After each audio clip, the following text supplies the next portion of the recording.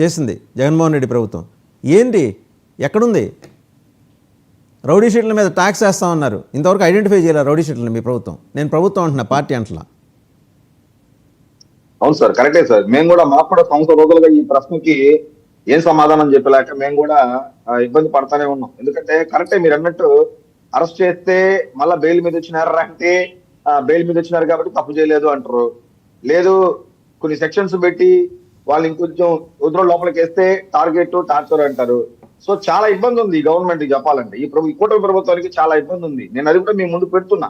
ఎలా అంటే 25,000 కోట్ల రూపాయలు మేము పెట్టాం సార్ ప్రజల ముందు. వాళ్ళు చేసిన అవినీతిని, వాళ్ళు చేసిన అక్రమాలని, వాళ్ళు చేసిన అరాచకాలని మేము ప్రజల ముందు పెట్టాం. ప్రజలు నమ్మారు, ప్రజలు నిలబడినారు, మాకు ఓట్లేసి గెలిపించారు. సో ఏదన్నా ఒక ప్రాసెస్ గా జరుగుతూ ఉంటుంది. ఏది అంత తొందరగా సార్ మనకు లాలో ఏంట్రా అంటే justice hurried is justice buried అనే ఒక కాన్సెప్ట్ కూడా ఉంది. Justice denied is justice delayed is justice denied అని ఎలా అంటామో, justice hurried is justice buried అని కూడా ఉంది. పొద్దున్నే ఈ వాట్సాప్ మెసేజ్ల్లో వచ్చే చెప్పకండి సార్. నేను ఏడాది అయిన తర్వాత మీరేం చేశారని అడుగుతున్నా. ఏడాది దాటింది, నేను మిమ్మల్ని ఫస్ట్ మంత్ లో అడగలా. ఏడాది దాటిన తర్వాత దాని మీద అసలు కనీసం ప్రోగ్రెస్ ఏంటో చెప్పండి సార్ అని అడుగుతున్నా. మీరు కానీ మీ విద్యాశాఖ మంత్రి గారు కానీ. సార్ దాని మీద ఇప్పుడు నిన్న విద్యాశాఖ మంత్రి గారు నిన్న ఈ రోజు ఉన్నటువంటి ప్రజలకి తెల్లారి స్కూల్కి వెళ్ళిన పిల్లోడికి మధ్యాహ్నం ఏం పెట్టాలా, వాడికి ఎట్లాంటి ఎడ్యుకేషన్ ఇవ్వాలా, ఎట్లాంటి పుస్తకాలు ఇవ్వాలా, అందులో ఏం కరికులం ఇవ్వాలనేది మా దాంట్లో అది ఫస్ట్ ప్రియారిటీలో ఉంది. కాబట్టి దాని మీద మేము ఫోకస్ చేస్తాము, దాన్ని ఎగ్జిక్యూట్ చేసినాము, దాన్ని ప్రజల ముందు పెట్టాము. ఈ రోజు అమ్మఒడి అనే దాని మీద ఏదైతే లాస్ట్ టైం చెప్పిన దాని మీద అమ్మఒడి అనే దాంట్లో ఈ రోజు తల్లికి వందనం అనే దాని మీద మేము ఈరోజు డబ్బులు ఇచ్చాము.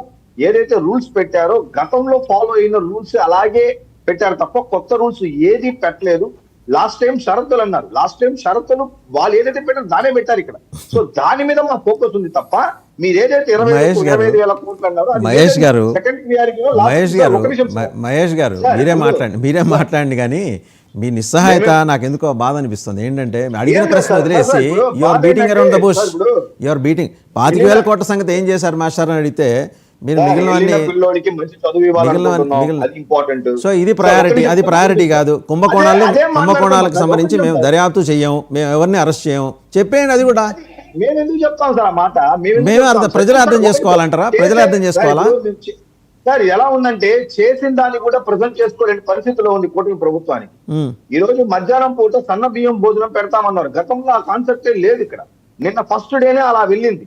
దాని మీద మనం మాట్లాడడానికి ఇంట్రెస్ట్ లేదు. దాదాపు ఆంధ్ర రాష్ట్రంలో దాదాపు 65 లక్షల మంది పిల్లలకి జగన్మోహన్ రెడ్డి సర్కారు బొక్కేసిన 25,000 కోట్ల రూపాయల గురించి మాట్లాడటం కూడా కష్టమైపోతుందా మీకు?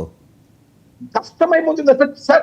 సార్ ఇప్పుడు చేసింది చెప్పుకోవడం అనేది ఊరు పేరు లేని ఐబీ సిస్టమ్ తీసుకొచ్చి పెట్టాడు. ఊరు పేరు లేని ఐబీ సిస్టమ్ తీసుకొచ్చి పెట్టాడు. దాన్ని క్వశ్చన్ చేయట్లా మీరు. అంతకుముందు వాల్యూమ్స్ తీసుకొచ్చి జనాల ముందు డిస్ప్లే చేసి ఎగ్జిబిషన్ లాగా ఎక్కడ అడిగిన వాళ్ళకి ఇద్దరికే చెప్పారు. ఉంది సార్. వాసుదేవన్ సార్ లాంటి వాళ్ళు అప్పుడప్పుడు ఇలాంటి అడుగుతారు కాబట్టి మా లాంటి వాళ్ళు ఎక్కడ ఇబ్బంది పడతాం కాబట్టి దీన్ని ప్రభుత్వం దృష్టికి కూడా వెళ్తుంది. వాళ్ళు ఖచ్చితంగా దాని మీద యాక్షన్ తీసుకుంటారు. మేము ఏదైతే చేస్తున్నామో చెప్పుకునేదానికి అవకాశం ఇవ్వండి అంటున్నాం సార్. దాని మీద మాట్లాడదాం అంటున్నాం సార్. మాట్లాడారు కదా ఇందాక నేను ఓపెనింగ్ రిమార్క్స్ లో చెప్పాను. హైలీ అప్రిషియబుల్ 67.25 లక్షల మందికి ఇస్తున్నారనే దాన్ని ఓపెనింగ్ రిమార్క్స్ లో మెచ్చుకుంటూ చెప్పాను. ఇంకెంతకంటే కావాలి? భజన తాళం చేయమంటారా? అదే సార్, అంతే సార్, ఇంకేం లేదు సార్.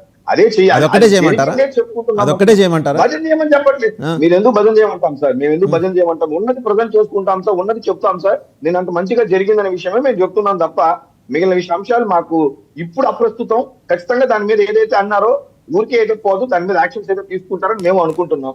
త్వరగా తీసుకోవాలని మేము కోరుకుంటున్నాం. మాకు కూడా ఇబ్బందిగానే ఉంది, మాకు ప్రజలుగానే ఉంది. ఇలా ఎన్నిసార్లు ఒక సంవత్సరం రోజుల వరకు ఇంకా ఉంది ఎన్ని రోజులు చెప్తాం? మేము కూడా అలా చెప్పలేము. త్వరగా యాక్షన్ తీసుకోవాలని చెప్తాం. మరి పెట్టిన డేటా అంతా తప్ప రైట్ అని కూడా అడుగుతున్నాం కరెక్ట్ గా. సో కాబట్టి ఏం జరగాలో కూటమి ప్రభుత్వం ముందుకు వెళ్తుంది సార్. బట్ ఏంటంటే చాలా హడ్డల్స్ ముందు ఈ గవర్నమెంట్ అనేది చాలా ఫార్వర్డ్కి వెళ్తాను. ఈ రోజు అంత ఈజీ కాదు. అంత బడ్జెట్ కేటాయించి వాళ్ళకి ఇవ్వడం అనే దాంట్లో ఈ రోజు ఇచ్చాం, దాన్ని ఎగ్జిక్యూట్ చేసాం, దాన్ని సక్సెస్ గా సాధించాం. చెప్పాలంటే చాలా విషయాలు. అసలు ఏదైతే మీరు ఒక అంశం సార్ ప్లీజ్ సార్, ఎందుకంటే ఏదైతే నిన్న లోకేష్ గారు 1th క్లాస్ 1 టీచర్ అన్నారో అది చాలా ఇంపాక్ట్ చూపిస్తుంది సార్ పిల్లల ఎడ్యుకేషన్ సిస్టమ్ మీద. మనకు డ్రాప్ అవుట్స్ అనేది విపరీతంగా ఉంది. పిల్లలు చదువుకోవట్లేదు. ఇది ఆ రోజు తగ్గుతుంది. మీరు చూడండి నెక్స్ట్ 1 year తర్వాత ఏపీలో గవర్నమెంట్ స్కూల్స్ డ్రాప్ అవుట్స్ తగ్గుతుంది. స్లోలీ గవర్నమెంట్ స్కూల్స్ స్ట్రెంత్ అయ్యే ప్రాసెస్ జరుగుతూ ఉంది అని మేము అనుకుంటున్నాం. ఎందుకంటే నేను ఆయన చెప్పినప్పుడు పర్సనలీ నేను చాలా చాలా అనిపించింది. అది ఇది ప్రజల ముందు పెట్టాలనేది మా ఉద్దేశమే. కానీ సరే, మినిస్టర్ లోకేష్ గారు ఏం మాట్లాడారో చూద్దాం. ఇంతకుముందు ఆయన ఏం మాట్లాడారో ఒకసారి చూద్దామండి. అమ్మఒడి ఇస్తా అన్నాడు. ఏకంగా టాయిలెట్ మెయింటెనెన్స్, ఇతర మెయింటెనెన్స్ అని అమ్మఒడి నుంచి డబ్బులు లాగేస్తున్నాడు ఈ సైకో జగన్. అమ్మఒడి సో మరి ఇప్పుడు ఏమంటారు సార్ మహేష్ గారు? ఇప్పుడు ఈయనేమనాలి? ఆయన సైకో అయితే ఈయన ఎవరు? ఇది ఇప్పుడు సార్ ఇదే సార్ ప్రాబ్లమ్. ఆ రోజు దీన్ని నేను ఎలా డిపెండ్ చేస్తాను సార్? నేను కూడా డిపెండ్ చేయలేను ఇప్పుడు. ఎందుకంటే ఈ రోజు నిన్న కూడా లోకేష్ గారు అదే టాయిలెట్స్ కి అదే స్కూల్స్ చేశారు. ఇప్పుడు దాన్ని ఎంత పర్ఫెక్ట్ గా ఖర్చు పెడతారనేదే పాయింట్. నిజంగానే ఆ 1000 రూపాయలు కరెక్ట్ ఖర్చు పెడతారా? గతంలో వాళ్ళ ఖర్చు పెట్టరా, వీళ్ళు ఖర్చు పెట్టరా అనేది డెఫినెట్లీ నేను ఇచ్చారు కాబట్టి వచ్చే నెల నుంచి తెలుస్తుంది. నెక్స్ట్ మంత్ క్వశ్చన్ అండి. నేను మీ జిల్లాకే వస్తాను. మీరు చూపించిన అప్పుడు జగన్మోహన్ రెడ్డి గారి హయాంలో కట్టిన స్కూల్స్ వస్తాను. అక్కడ టాయిలెట్స్, క్లాస్ రూమ్స్ ఎట్లా ఉన్నాయో చూద్దామా ఒకసారి? చూద్దామా? అసలు మీ జిల్లా మా జిల్లా వద్దండి. మీరే ఏదైనా ఒక జనాలకు అప్పచెప్పి అక్కడికి వెళ్దాం. విశాఖపట్నం జిల్లా రిమోట్ ఏరియాలోకి వెళ్దాం. నేనే చెప్తాను చూడండి సార్, చూడండి. నేను చెప్తున్నాను లాస్ట్ టైం ఏదైతే స్కూల్స్ మీద, ఇన్ఫ్రాస్ట్రక్చర్ మీద వైఎస్ఆర్సీపీ గవర్నమెంట్ చేసినటువంటి ఏదైతే చేశారో ద బెస్ట్, దాని డౌట్ నేను యాక్సెప్ట్ చేస్తాను. ఖచ్చితంగా బాగా చేశారు. అక్కడ చదువును చంపేశారు, గోడలు కట్టారు, రంగులు పూశారు, పిల్లలు చదువులు నాశనం చేసేసారు. టీచర్లు వేరే పనులు చేయించారు, పాఠాలు చెప్పడం మానేశారు. అక్కడ ఎడ్యుకేషన్ ఇన్ఫ్రాస్ట్రక్చర్ మీద అల్టిమేట్ ఏదైతే వాళ్ళు మనబడి ఏదైతే వాళ్ళు కాన్సెప్ట్ తీసుకొచ్చారో చాలా బాగుంటుంది. Infrastructure wise excellent. దాన్ని నేను కూడా చూసాను సార్. నేను మా వైఫ్ 1-2-3 years మా వైఫ్ ఆ స్కూల్ కి చైర్మన్ కూడా ఇస్తాను. ఊరికే కాదు, నేను అది ఈజీగా చెప్పను ఏది కూడా. బట్ అక్కడ ఏమైందంటే పాఠం చెప్పడం మానేశారు, పిల్లలకి చదువు చెప్పడం మానేశారు. టీచర్స్ అసలు వాళ్ళు చేసిన పనులు పాఠం తప్ప మిగతా అన్ని పనులు ఆ స్కూల్స్ లో చేశారు. చివరికి టీచర్లకు ఇచ్చారు పనులు, ఈ యొక్క పెయింట్ కొట్టే పనులు కానీ లేకపోతే ఈ పనులంతా కూడా మీరే తీసుకొచ్చి చేయించడం. అక్కడ టీచర్స్ నేను చేయాల్సిన పని కాకుండా వేరే పనులు చేస్తున్నామని చెప్పి ప్రతి టీచర్ ఆంధ్ర రాష్ట్రంలో ఫీల్ అయ్యారు. వాళ్ళు కట్టడం కనిపించడం ఓకే సార్.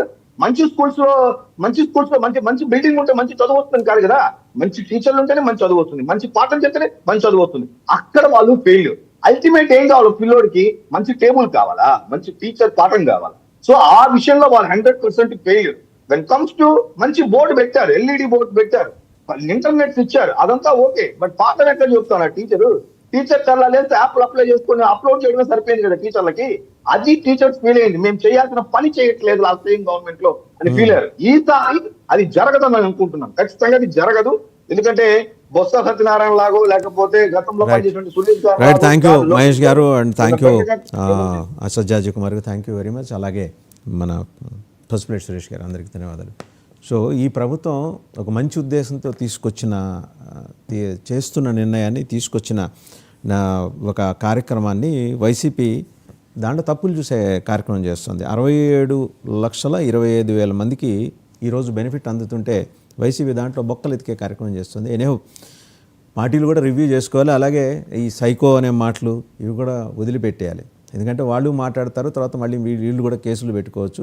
అది ఎక్కడి దాకా వెళ్తుంది, మళ్ళీ తర్వాత సుప్రీం